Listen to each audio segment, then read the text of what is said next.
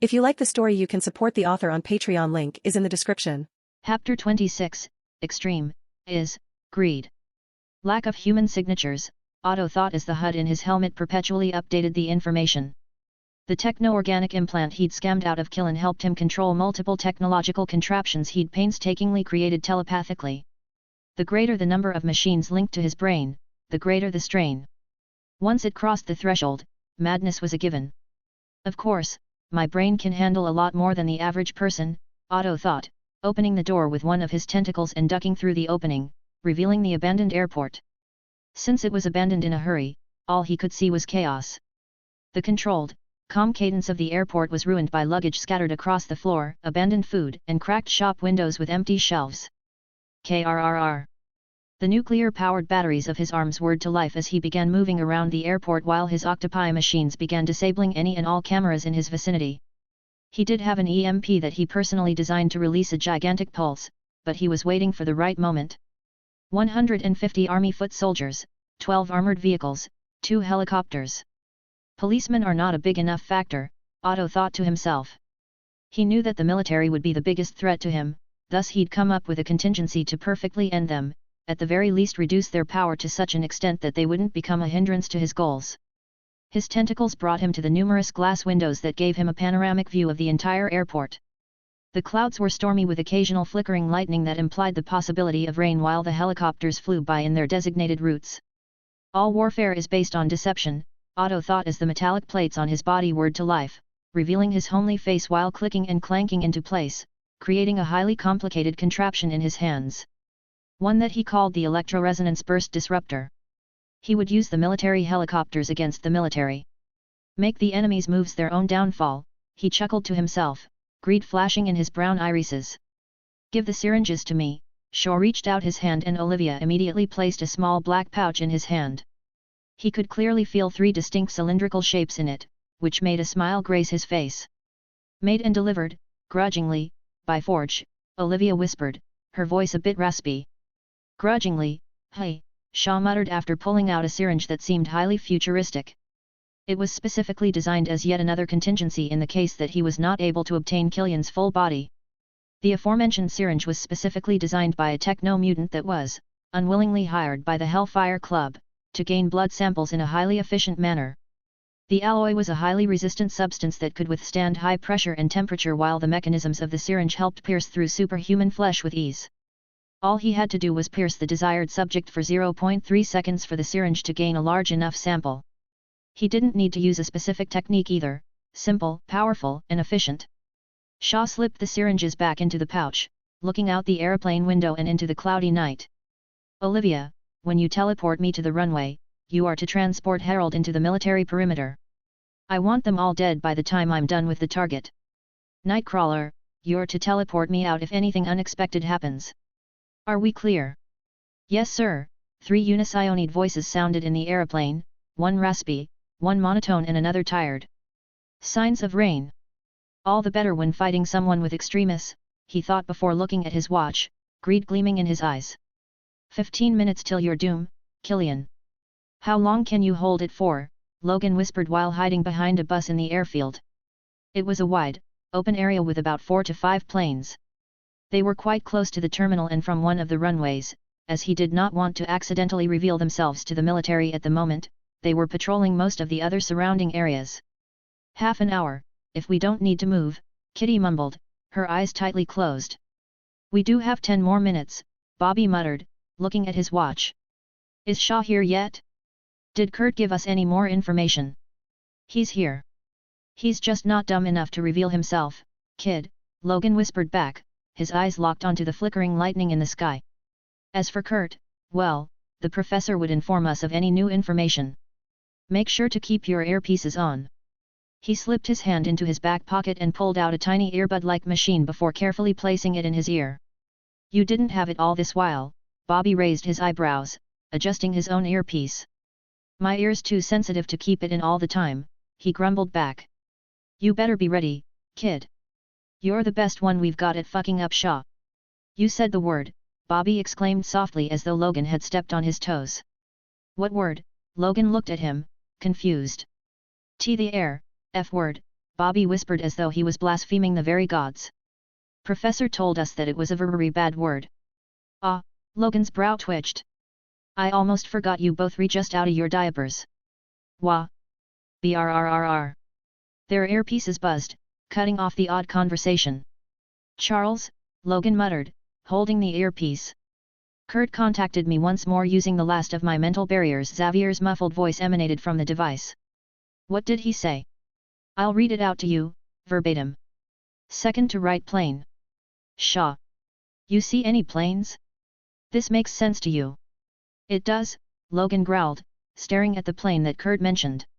It was quite large, and its tail end had a dash of red paint, but the most prominent detail was that 3 of its windows were open. He looked back at Bobby and the concentrating Kitty. We move when I say so, the moment the terrorist's plane is as big as a baseball in the sky. Bobby opened his mouth, his eyes betraying his doubt. Aren't our perspectives gonna be diff? Ah, shut up, Bobby, Kitty grumbled. Well, hasn't this turned out nothing like what I expected, Peter thought as he blended into a dark corner, out of the incredibly powerful lights of the airport and the military, his 9-foot form, surprisingly flexible. Is Extremis worth revealing myself, he thought, and a nictitating membrane flicked across his eyes. Yes, yes it is. So many more applications than just getting hot. He hid in the corner of the airport terminal, a few seconds from the runway at his speed, while close to a bus that he found incredibly suspicious. His enhanced hearing had detected extremely minute sounds of footsteps that had led him to the abandoned vehicle 100 meters from him.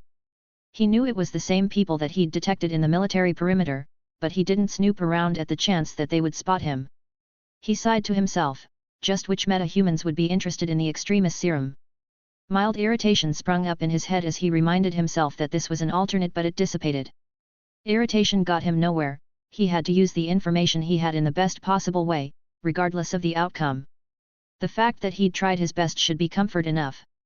But is that truly enough, he thought to himself as it began to lightly drizzle, his body almost groaning in pleasure as the water slid down his armor. He wished for security in this crazy world. Security on a planet that was the center of the plot of one of the most convoluted stories ever.